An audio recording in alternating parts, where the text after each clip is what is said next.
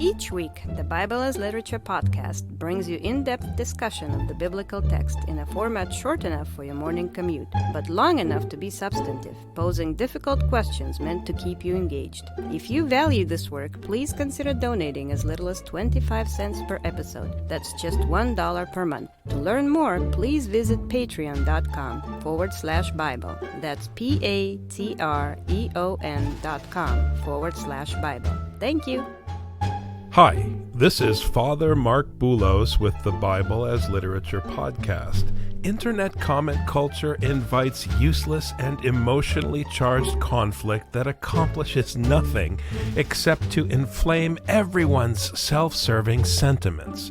That's why in Matthew, Jesus refuses to engage in any argument with the Pharisees. To do so, Matthew teaches, is to squander what is holy. In keeping with the teaching of Isaiah, Jesus refuses to quarrel with anyone so that nothing and no one, including Jesus himself, stands out upon the earth except the judgment of his Father, who will not give his glory to another. It is the judgment of the Father that brings divine justice and victory, which Matthew proclaims as hope for the Gentiles.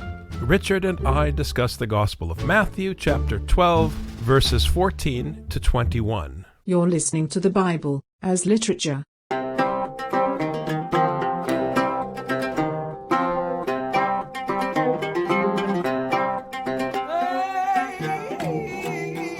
This is Father Marc Boulos. And this is Dr. Richard Benton. And you are listening to episode 293 of the Bible as Literature podcast. It's been a few months now, Richard, since we've talked about this beautiful admonition in the Gospel of Matthew that you are not to throw what is holy to the dogs. So many people waste so much time and so much energy, and they spill so much unhelpful emotion in the public discourse because of their lack of wisdom, their inability not to engage in a wasteful discussion. This is so helpful in our age of social media, where responding to people feels so easy. When Jesus was trying to train his disciples, one of the main things is you teach and you move. You don't argue. Teach and move, and the admonition, as you recall, wasn't that you shouldn't engage with people who aren't worth your time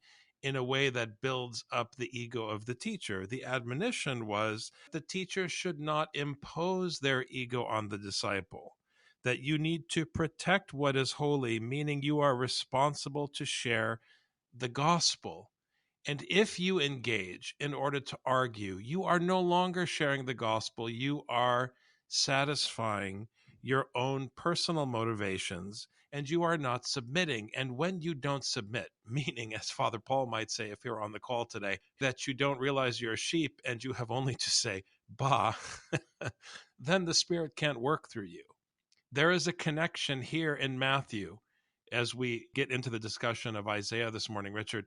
There's a connection between Jesus not engaging in the argument, meaning not squandering what is holy, and the Spirit then being able to do its work in Jesus. The guest preacher we had last weekend, Father Paul Hodge, made a connection between the lack of faith of the Corinthians and the lack of faith in Matthew in the healing of the paralytic, when the disciples are not able to cast out the demons because they lack faith. The problem that is plaguing the people all throughout Matthew is that they're amazed by the healings, but they don't listen to the teaching. Specifically, they don't want to submit to the teaching. In chapter 12 here in Matthew, the tension is between the Pharisees who say Jesus and his disciples don't submit to the Sabbath, and Jesus saying to the Pharisees, you don't submit to what is written. Jesus used Scripture to make his point, whereas the Pharisees used their own ideas to make their point. If people are amazed by the healing, they're misled. It's the teaching that matters. Now we're continuing on with this, but as you said, Father, Jesus is done with the Pharisees. They're not interested in listening. They're interested in arguing. So what does Jesus do? He moves. He goes on to the next audience. He's not going to throw the pearls to swine. These people clearly showed that it's not worth the time to keep beating this dead horse, to keep trying to teach people who are consciously unwilling to learn. Move to find some other students. Don't waste your time on these students who really don't want to learn. The desecration of what is holy takes place when, as you said, the Pharisees want to talk about their own ideas. That's the tension here. Jesus is not interested in his conflict with the Pharisees. He's interested in what is holy, and that is why he becomes so meek under the control of his Father's instruction. But the Pharisees went out and conspired against him as to how they might destroy him. The one point I want to make here, Richard, is that there's something in this conflict for Jesus. I mean, if someone wants to destroy you, you are incentivized to enter into that conflict and have that argument, to defend yourself, to make your point, to try to win over the crowds. Any human being, in verse 14, who has enemies like the Pharisees who are conspiring against him has every right, humanly speaking, and every incentive to squander what is holy and to enter into the arena and have the argument. But Jesus is not going to do that. He's not fleeing. He's not slinking away. He's not trying to escape the Pharisees, worried about the Pharisees, making sure the Pharisees don't hurt him. He's just trying to move away. We had a listener this last week who asked a question. Some editors include verse 14 with the previous section and then put a split between verses 14 and 15, but we chose to include 14 and 15 because they're a logical continuity. When the Pharisees held counsel against him, Jesus knew it and he withdrew himself and went away. Logically, those should go together. Now, every editor has to make decisions about these sorts of things because there are no paragraphs in the original manuscripts. So you have to decide if you're going to put a paragraph break, where you want to put that paragraph break. The chapter headings, the paragraphs, those are as much decisions as the translation decisions that people make when they render Greek into English. Editors always have reasons for making the decisions they make, but whenever they make a decision, it eliminates another possibility. Of course, the text is the controlling factor. The way that we saw the text flow, 14 and 15 should go together because it's the Pharisees' action and then Jesus's reaction. But Jesus, aware of this, withdrew from there. Many followed him, and he healed them all and warned them not to tell who he was. Now, when we handled the Gospel of Mark, I think we did a thorough and effective job of dismantling and dispelling this silly notion of a messianic secret. Because in the Gospel of Mark, Jesus is not the issue, the teaching is the issue, and he asks his disciples to keep quiet because they don't know what they're talking about, because they don't understand his teaching of the crucifixion and the resurrection. They mishear it in a worldly sense. So therefore, he would rather they don't say anything until they understand that the point of the teaching is his destruction. Now, in the Gospel of Matthew, here in verse 15 and 16, it's a little different. Jesus doesn't want anyone to know who he was in this context because he is not interested in the debate with the Pharisees. He doesn't want to enter the discussion. That discussion is not the point. He is not there to prove himself. That's not what's at stake. What's at stake, as we'll hear in just a moment, is what was spoken through Isaiah the prophet. I mean, this has been going on since the Sermon on the Mount.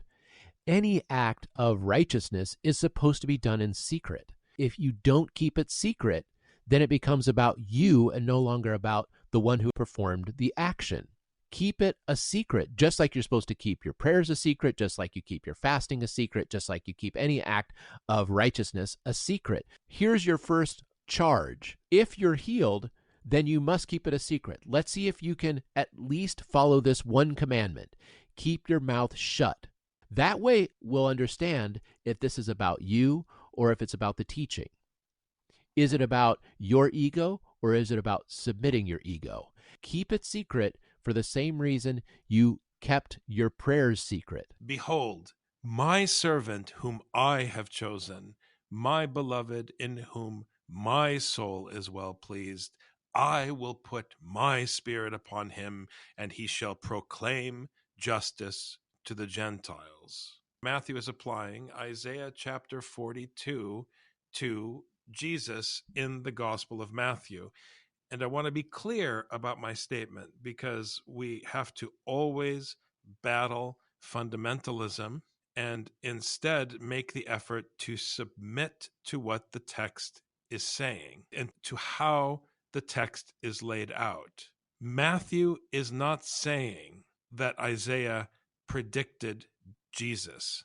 Matthew is applying Isaiah to Jesus in the Gospel of Matthew. If you imagine that Isaiah is predicting Jesus, then you will not understand Isaiah chapter 42 when you go back to read it. Matthew is pointing to the title of the chapter, and this is exactly the opposite, Richard, of how people understand the quote in verse 18. They say, oh, he's referring to Isaiah 42. Let's go back and see what Isaiah 42 says about Jesus. No, it's the other way around. Matthew is saying, if you want to understand what I'm doing with Jesus in my gospel, first go back and understand what Isaiah was doing in chapter 42. Yeah, and the issue in Isaiah is bringing the people out of captivity. The first part of Isaiah, the people are in captivity in Babylon, and starting in chapter 40, it's God talking about how he's going to bring them out of captivity in a kind of new exodus, just like he brought the people out of Egypt by making the sea dry. Now God is going to bring the people out of Babylon through the Syrian desert by making the desert damp and dewy. It's a new kind of exodus where he brings them out. In a way, it's like a new Moses, not the same as Moses, but like a new Moses. And Moses is not simply the one who brings them to a new place. He's the one that gives them a law. Jesus is trying to proclaim this law to them. When God is saying, behold my servant, he says, I'll put my spirit upon him. This reminds me of the baptism where God's spirit goes upon him. In the last section of verse 18, where it says, I will put my spirit upon him, it says, and he shall proclaim justice to the Gentiles. Now, he just refused to engage with the Pharisees. And that's why in this context, in Matthew, the way that Isaiah is made functional here, God is pleased with Jesus because he's not wasting his time. He's not talking and quarreling with people inside the religious community, because it's at this point not helpful at best and jeopardizes the sanctity of what is holy at worst. By arguing with the religious teachers inside the established religious community in Israel, you are squandering what is holy to the dogs.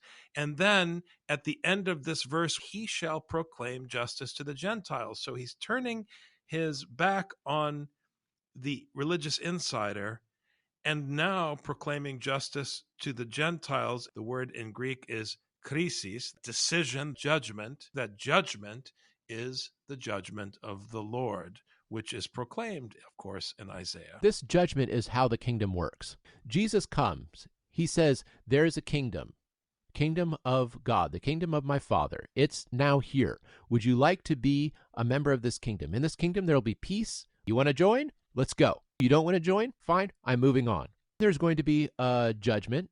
Who's a member of the kingdom? Who is not a member of the kingdom? You said you didn't want to be a member of the kingdom, so you get to be where you're going to be. Now everyone in the kingdom is in the kingdom. Now it's manifest. That's the judgment. The judgment was already manifest to the Pharisees in the last section. Here's how you do the Sabbath.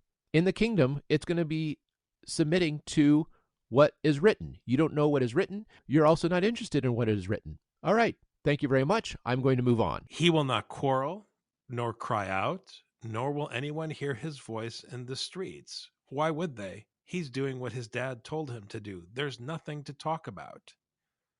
Why would he open his mouth? This is why Jesus is blessed, because he is behaving as a child or a servant, which is, again, difficult for Americans to understand that in a Roman household, the child and the servant are the same because that's how Roman welfare worked in the ancient world. But he's not going to quarrel or cry out. He's going to fully submit. He's not going to engage. And that's what makes him powerful through the Spirit. He's not going to come down the street with an air horn beating a drum. You have to be ready to listen. A bruised reed he will not break off, and a smoldering wick he will not put out until he leads justice. Again, it's this word krisis. The choice of justice is an interesting one. I mean, I understand it in the way that we've described it, that it's judgment, which is God's justice, to victory. And obviously, the victory we're talking about is not the kind of victory that Jesus would have acquired had he engaged in a debate with his opponents. It's not that Jesus is a wimp, it's that Jesus is a wimp. Okay. In other words, the teaching he's carrying is not wimpy. That teaching brings a judgment unto victory, but in order for it to do so, he has to play the wimp. And this actually is exactly what is expected of a Roman patrician in Paul's letters. This is what is expected of Philemon. You are the patrician in your household. It's a Roman station. I'm not going to change it. You're a kind of Abraham in your household. But guess what? I emasculated Abraham, and I'm going to emasculate you, Philemon. You may be the head, but your headship is functional because you are under the authority of the gospel, which means that you have to be the kind of patrician that would not douse a smoldering wick, but at the same time, if the teaching sets out to wipe out all the bruised reeds and to put out all the smoldering wicks, you have to allow it until the Lord, through his instruction, leads judgment unto victory. It's the judgment that leads to victory. You know, the battle hymn to the Republic, mine eyes have seen the glory of the coming of the Lord. In this hymn, it says, he has loosed the lightning of his terrible swift sword while truth is marching on. This is what the revolutionaries are singing about their own muskets, as if their muskets are the sword of God's justice. And this is not the case. There is only one weapon that God uses, and that's the teaching. And when this one who bears the Spirit of God teaches, there is no violence other than the words that he proclaims. There is no judgment except the teaching that comes out of his mouth. He is a wimp because we don't understand the power of his word. We only understand the power of the sword or the musket. That is why he looks like a wimp, because you don't know what strength is. You think strength is the sword. You think strength is the gun. Keto onomati aftu ethni epiusin, and in his name the Gentiles will hope.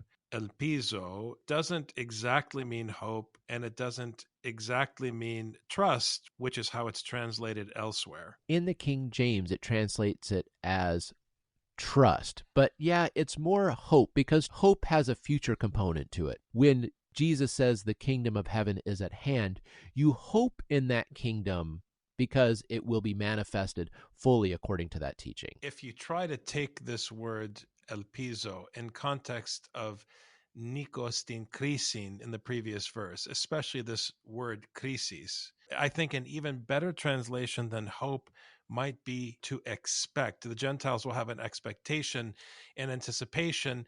Obviously, this expectation in principle is a positive one. However, the hope comes from the judgment.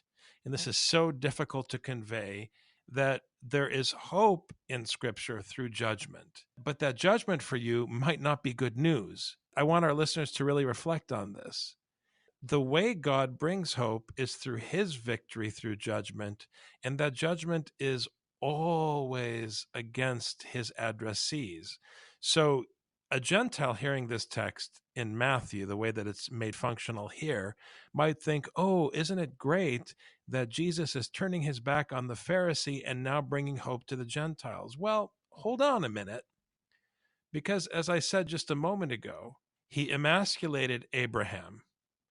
And then he emasculated Philemon. And what I mean is Philemon as someone who, for us in this conversation, represents the Roman patrician. And now he's going to emasculate you.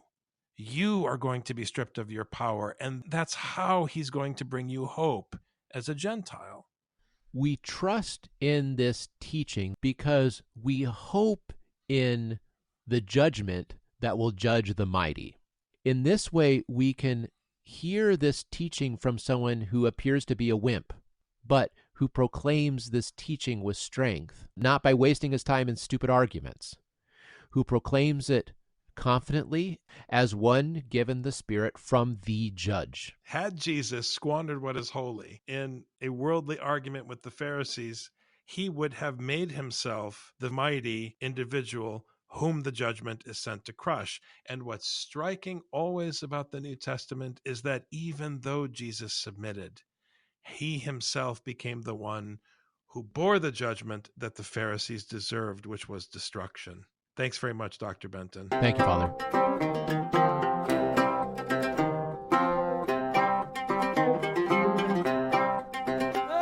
You've just heard the Bible as literature. Thanks for listening. The Bible as Literature is a production of the Ephesus School Network.